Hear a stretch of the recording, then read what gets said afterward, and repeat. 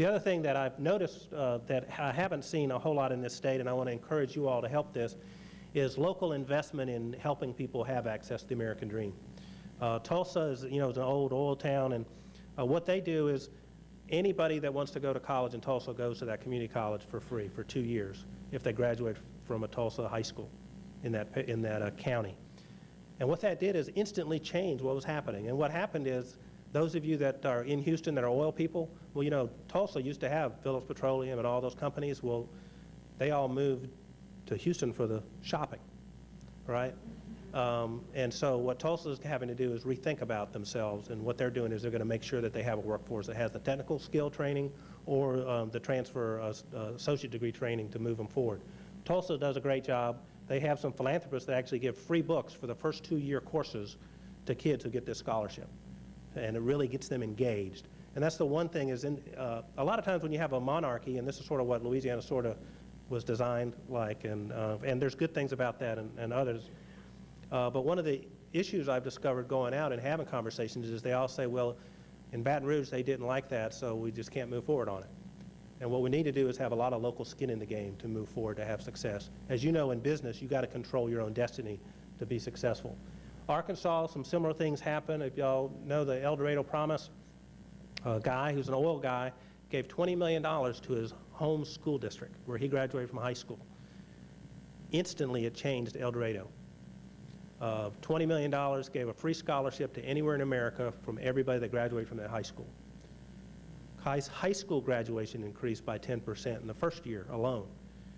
College going rate almost will increase about 18–20%. And the other thing that happened is property values went up. Everybody had a little bit more pride because this was their city. And then the people that moved into the city were the people that you really want to have to move into the city. Very engaged, caring about their families and their kids. And they have one guy that moved from, I think, San Antonio. He was head of the Philharmonic. That's the guy that plays with the sticks, in the front. He may not have musical talent, but he looks good on TV. He had 4 kids, probably a good, Catholic kid, had lots of kids. Then he started thinking, well, this gig isn't making a whole lot of money for me. I need to figure out how to send my kids to college. He moved to El Dorado, Arkansas. And now he's head of the music program in that high school. And his 4 kids have an opportunity at the American Dream too. That's the kind of thing you can do if you invest local and build the community up and work with that workforce. Because your local workforce is already there. There's some other cities that have actually tried to match that different ways, some with local tax, and others with local philanthropic gifts. This is our budget for higher ed in Louisiana. I'm required to tell you these things. We're currently funded at 64% of the formula, which is based on the southern regional average. That's not a good thing. We were at 100% in 2008. We're normally, higher ed is usually funded at 75% from the state and 25% from the tuition. That's switching, and you'll see a lot of efforts on our part to increase tuition just so we can maintain the services that you need. So it's going to be probably more 25% from the state and 75% from tuition. And that's not our interest, but we know that the economy and the budget for the state is not going to be able to function as it has in the past. Lots of needs. We've increased enrollment by 8%, but so far since 2008, a 25% decrease in state funding. And because of that, we've increased tuition 30%. So we're moving along. But if you actually look at tuition and fees, the total cost of higher ed, we're still a bargain. Okay, so we're going to ask for increases, but we're going to try to get to the SREB average, not to the top. And then this is the 2-year colleges. We're second from the bottom. And again, we want to try to get closer to the middle to help our universities and community colleges be able to provide you the services you need. Speed to market and close to customer is what we're going to have to be, just like businesses are. Make sure that we produce the degrees you need at the time you need them in the high demand programs. Higher ed is going to have to change they're going to have to make money different ways, from local support to making money on their own. And I put a lot of slides in here that you don't have to read. I just run through them. The other one is encouraging departments to do a lot of recruiting on their own and finding revenue streams and letting them keep that money so they can grow. So when you're at McNeese and you've got a great engineering program, if you're doing great stuff, you don't have to give it to the big pot in the middle. You get the money and you get to reinvest in your things. So that's an approach. The other issue is occurring is time to degree is at at risk right now. When you sequence courses, you know, if you take 18 hours a semester, you can graduate in four years, or even 15 hours, right? How many of y'all graduate in 4 years? Wow, y'all are the overachievers in this world. Well, imagine that the funding formula changed to the point where right now in this state it's 12 credit hours and the rest of it is free. But the institutions didn't care because they would get a lot of money from the state for the cost. So tuition was sort of like lagniappe. It was just extra money. But let's say we're doing an engineering program. We fund you 5 times the amount of tuition because engineering costs a lot from the state. Well, what if you don't have any increases in state dollars? That 5-time formula doesn't work, and all you're getting is the same tuition that you're getting to teach English and all the other liberal arts stuff.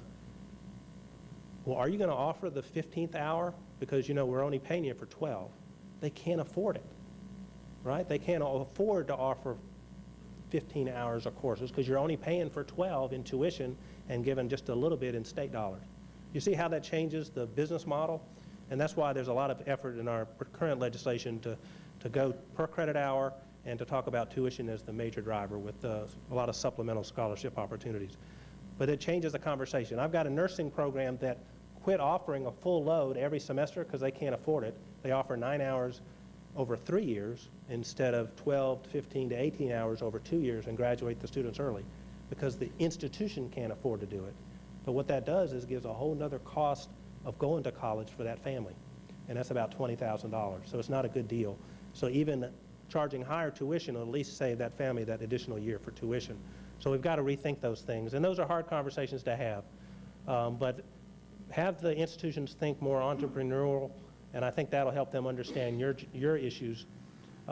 There's one school in England, or well, University of Warwick, wherever it is, 17 freestanding businesses to help fund their activities. Now here's employment in Louisiana. Over the period of years, if you get a bachelor's degree, we're going to keep 60% of them here in the state. So when we generate so many chemical engineers or whatever you need in your factory, we're going to keep 60% of them, which is actually pretty high. So after 18 months, they're actually working in the economy. And here is how it is by profession. So the health professions, if you graduate and you want to fix the health care shortage, if you graduate a nurse, you can keep most of them. But what you'll find is you get down here, your numbers get a lot less based on the high technical fields and stuff. So what we got to do is keep producing more of them, and then y'all can keep paying them higher and higher salaries, and they'll stay more likely in the state, and their mamas will be happy, and we will for the state. The other thing is you'll find is our philosophy and religion studies guys, not many people stay in this state. I'll show you the income here in a minute and talk a little bit about that. But the other one is, we talk about who do you educate. If you educate a Louisianian, 63% of them will stay. If you educate an out-of-towner, only 1 in 5 will stay. So the investment should be in the home folk because they love this place. Here is average salaries for, we talked about compression of wages. Here's a couple years ago. Notice that the diploma number's down.